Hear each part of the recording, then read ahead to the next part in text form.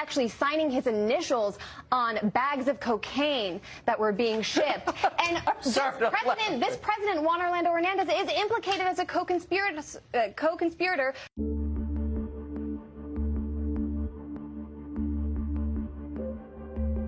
Well, we've spent a lot of time talking about the crisis at the U.S.-Mexico border, not a lot of time talking about why so many migrants are coming up from Central America. There are a lot of reasons for it. One of them, though, involves the former Secretary of State Hillary Clinton. So way back 10 years ago in 2009, the Honduran President Manuel Zelaya was overthrown in a coup. Ever since then, Honduras has been in chaos with widespread violence. We've seen the same kind of thing happen in a lot of other countries. Hillary Clinton's connection is this. She was Secretary of State when Zelaya was overthrown. She defended his ouster in the hardcover version of her memoir called Hard Choices. Here's the interesting part. She removed that defense from the paperback version. Anya Parampil is a journalist at the Gray Zone. Recently, she interviewed Zelaya in Honduras, and she joins us tonight. Anya, thanks a lot for coming on. Of course, my pleasure.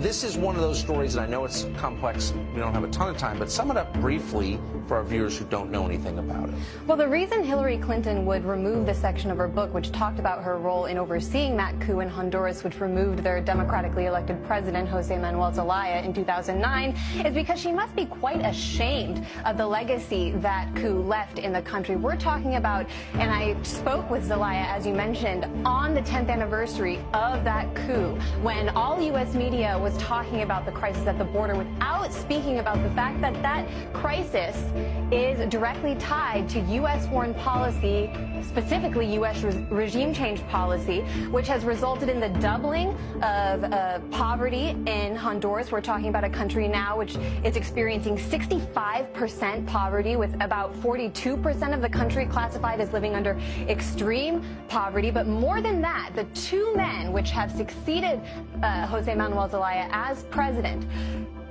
President Lobo, and current President Juan Orlando Hernandez, who somehow has served 2 terms despite the fact that Honduras' constitution forbids a second term as president.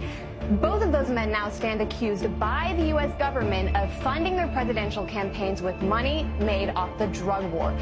Current President Juan Orlando Hernandez specifically is accused of that, but his brother, Tony Hernandez, is currently sitting in a U.S. prison cell in Miami for his role in the drug trade, someone who was actually signing his initials on bags of cocaine that were being shipped. And this president, Juan Orlando Hernandez, is implicated as a co-conspirator by the U.S. government in this case. Yet he was here in Washington. So I guess what you're saying is it turns out that once you dump the old guy, you don't necessarily get a better country or better leadership. Doesn't this evoke memories of what happened in Libya? Muammar Gaddafi, overthrown, killed with the support of Samantha Power and Hillary Clinton. Yes. Precipitates the migrant crisis in Europe. Absolutely. That is what's driving the migrant crisis, the international migrant crisis, Tucker, and it's something that both parties in this country for some reason support, Democrats and Republicans alike.